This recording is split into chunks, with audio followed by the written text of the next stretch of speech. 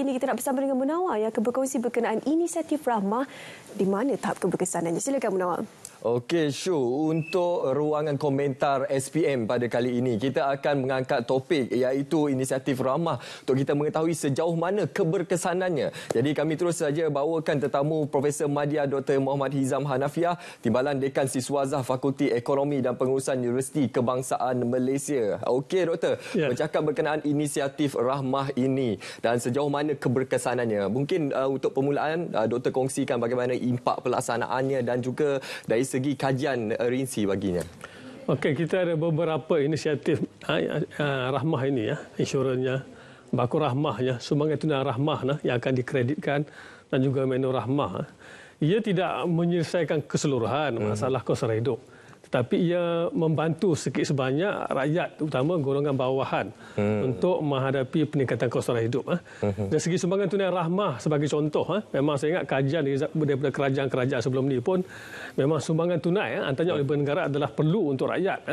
Tapi saya melihat yang satu lagi selain sumbangan tunai yang bagus juga adalah bakul. Kerana kadang-kadang sumbangan tunai ini ia tidak menyelesaikan masalah bagaimana isi rumah ataupun golongan bawahan menggunakan sumbangan tunai.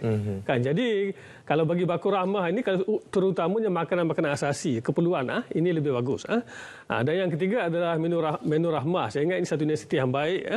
Ia tidak menyelesaikan keseluruhan masalah makan, tapi sedikit sebanyak sarapan pagi dan makanan tengah hari yang popular setakat inilah. Dan juga yang ada di bazar Ramadan tu, menu Rahmah juga mungkin boleh sikit sebanyak menyelesaikan masalah, terutamanya pengguna rakyat yang tinggal di kawasan bandar untuk berbuka puasa iftar sebagai contoh. Okey, Doktor menyentuh berkenaan menu Rahmah yang sebahagian di bawah inisiatif Payung Rahmah ini. Bagaimana Doktor melihat melalui pelaksanaan menu Rahmah ini menyeimbangkan kuasa beli dalam kalangan pengguna dan juga mewujudkan lebih banyak pilihan lagi kepada pengguna di luar sana, Doktor? Macam saya katakan sebelum, ia satu usaha yang baik. Kerana hasratnya baik, niatnya baik. Itu yang pertama. Walaupun ia telah dilaksanakan sebelumnya dan diteruskan semula dengan jenama baru, tak ada masalah.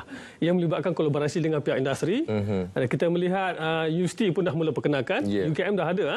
Yang Berhormat Perdana Menteri ke-10 telah datang mencuba menu Rahmah di UKM. Kita ada lihat di grand terpilih di RNR. Plus dah ada. Jadi ia menyelesaikan sikit sebanyak macam tadi masalah makan tengah hari khususnya di kawasan bandar. Ia tidak menyelesaikan, tapi cuma saya melihat apabila ada juga restoran makanan segera dan sebagainya, ia satu usaha yang baik. Cuma sama ada burger dengan pizza boleh menyelesaikan masalah makan tengah hari. Sebab makanan asasi kita masih nasi. Ia satu usaha yang baik, masih mendapat sambutan. Ada rungutan pun ada. Ada peniaga, saya lihat TikTok semalam di Pulau Pinang, dia ada buat menu Rahmah, tapi dia kata tak boleh kekal sebab tak ada sambutan, rugi, dia tutup. Ada juga peniaga bising merungut kerana menu Rahmah telah menjejaskan operasi mereka, terutama yang ada di food court dan sebagainya. Okey, selari apa yang dinyatakan oleh doktor itu tadi, apa antara strategi ataupun langkah yang boleh ditambah baik diambil kira dalam hal ini untuk kita memastikan wujudnya situasi menang-menang di antara pemain industri dan juga pengguna dalam hal ini, Doktor? Ya, ia bukanlah mudah kerana ia bukan inisiatif kerajaan. Maksudnya ia bukan inisiatif fiskal secara langsung. Ia adalah tawaran daripada pihak industri untuk membantu rakyat yang terjejas. Yang pertamanya saya melihat kerajaan, premis kerajaan yang menjadi tumpuan ramai. Seperti Jabatan Imigresen Malaysia, Jabatan Pendaftaran Malaysia, dan kerajaan kawal premis ni, bangunan ni. Kerajaan perlu memastikan lokasi premis kerajaan yang menjadi tumpuan ramai menawarkan menu Rahmah. Okey, bercakap berkenaan menu Rahmah ini, kami sempat juga meninjau pandangan orang ramai untuk kita mendapatkan komentar daripada orang ramai berkenaan dengan inisiatif Rahmah ini. Jadi jom kita saksikan terlebih dahulu pandangan orang ramai berkenaan inisiatif Rahmah. Rahmah ni untuk saya bagus untuk membantu rakyat. Kalau bantuan Rahmah yang tu untuk bantuan kewangan untuk rakyat yang akan membantu. Ada lagi sekarang kita punya ekonomi pun agak susah sebab kita peniaga pun boleh nampak orang sekarang kurang spending power tu makin lama makin kurang. So kalau ada bantuan Rahmah ni mungkin akan membantu rakyat yang dalam kesusahan ni lah. Sebab kalau mana tahu golongan T20 yang suka menu yang simple, you never know kan. Macam saya pun suka menu yang simple. Kadang-kadang nasi dengan telur dengan kicap pun dah jadi. Apa yang government buat pasal menu Rahmah tu agak berkesan juga sebenarnya, pasal kita sekarang tengah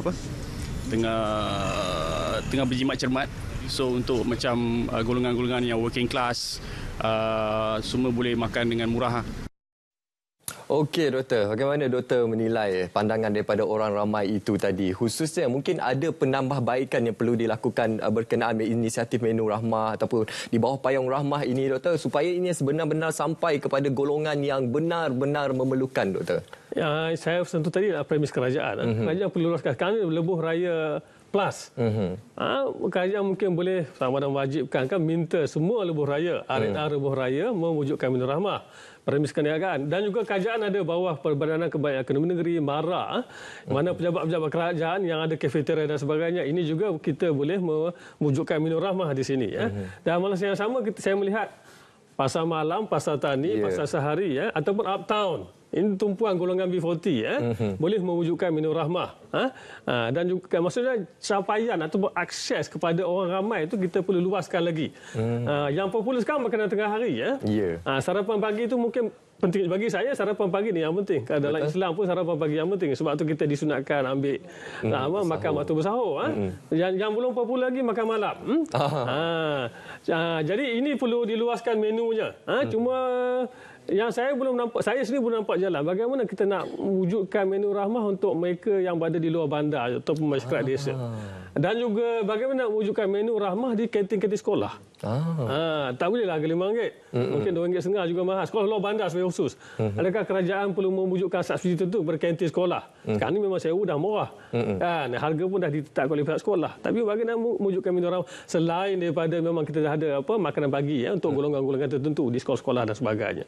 Okey, dari segi perluasan inisiatif rahmah ini, kita juga ingin menyentuh berkenaan menu rahmah yang diperkenalkan di IPT seperti yang doktor nyatakan tadi.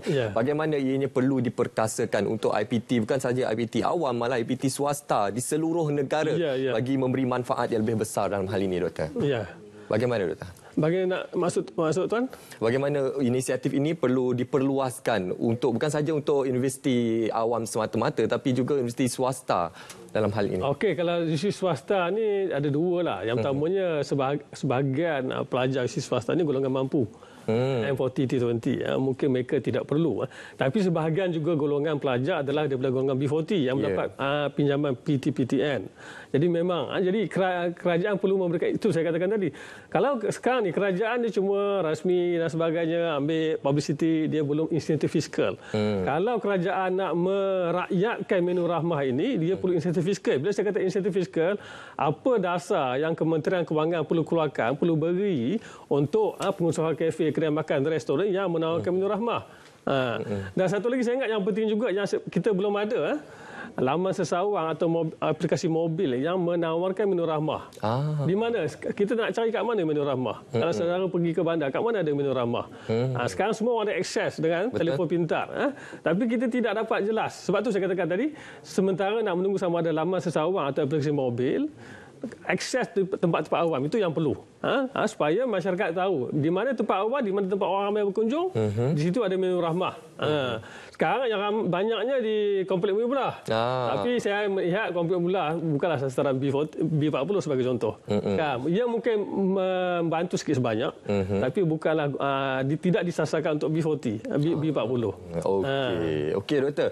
Untuk kita menyatakan berkenaan inisiatif menu rahmah ini, satu inisiatif yang sangat baik diperkenalkan oleh pihak kerajaan untuk membantu golongan B40. Jadi untuk jangka masa panjang, apa lagi perlu diperbaiki dan juga mungkin ada cabaran yang perlu kita selesaikan dalam hal ini? Sebenarnya jangka panjang, tiga kementerian yang utama lah. Dari segi jangka panjang, saya ambil jangka panjang dulu. Kementerian Kewangan dengan dasar fiskalnya, insentif fiskalnya, itu yang pertama. Yang keduanya, menu rahmah ini bawah KPDN. KPDN, antara kekuatan KPDN, dia ada beribu-ribu pegawai dan anggota penguatkuasa. Jadi yang ini boleh sediakan laporan, pemantauan dan sebagainya. Mungkin sampai satu masa kalau inisiatif ini berkekalan, kita mungkin boleh ada audit. Audit, pelanggan boleh memberikan maklum balas dan sebagainya melalui laman sesuatu mobil. Yang ketiga adalah Kementerian MAFI, Kementerian Pertanian dan juga Keterjaminan Makanan. Yang ini kita mau tak mau menu rahmah ini sebahagian kecil saja. Kalau kerajaan boleh mengawal pengurusan rantaian bekalan makanan ni, di keseluruhan pengusahaan rantaian ini, maka kita boleh mengekalkan kos barang. Masalah sekarang kan kita lihat inflasi ada, masih terkawal. Tetapi masalah utamanya inflasi barang makanan lebih tinggi daripada inflasi barang bukan makanan. Itu yang harga barang naik macam nak tu. Makanan ini keperluan asasi. Okey, Doktor, menyentuh berkenaan kos sara hidup ini. Kita sedia maklum sekarang ini di bawah payung Rahmah, kita ada menu Rahmah, bakul Rahmah, insurans Rahmah dan baru-baru ini Bazar Ramadan Rahmah. Jadi mungkin ada aspek-aspek lain yang perlu diteliti oleh pihak kerajaan untuk dikemukakan sebagai sebahagian daripada inisiatif Rahmah, Doktor. Saya melihat kalau di sekolah itu tadi kita sentuh makanan, keperluan asasi juga dalam pakaian. Jadi kalau pihak kerajaan melihat dari segi di negara maju dia banyak perusahaan sosial. Perusahaan sosial sekolah juga menjual semula memberi pakaian secara percuma yang telah dipakai kasut dan sebagainya kepada rakyat yang kurang mampu. Jadi dan juga mungkin saya ingat nanti Nasi Mat dah buat sebahagian dia punya barangan untuk hak menu Rahmah. Kalau kita boleh perluaskan lagi makanan, pakaian, mungkin juga tempat tinggal. Pakej perumahan Rahmah.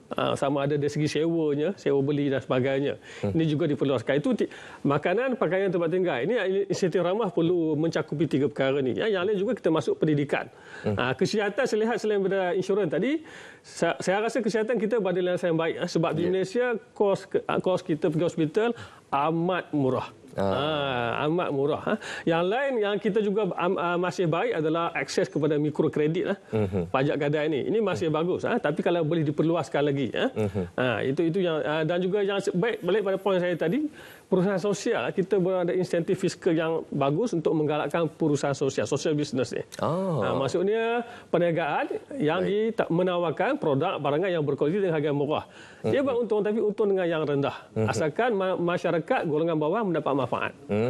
Okey, terima kasih Doktor atas perkongsian berkenaan inisiatif Rahmah, bagaimana ataupun sejauh manakah keberkesanannya khususnya kepada golongan sasar B40 dan pastinya inisiatif Rahmah ini menggambarkan keprihatinan kerajaan untuk terus membantu dan juga menyantuni masyarakat khususnya berdepan dengan kos sara hidup pada ini. Kesinambungan daripada topik perbincangan kita berkenaan inisiatif menu Rahmah ini, kita akan terus saja ke Cerita Pagi Langkawi bersama dengan Muhammad Najib Masyur untuk kita mengetahui inisiatif Rahmah di Langkawi. Silakan. Baik saudara, inisiatif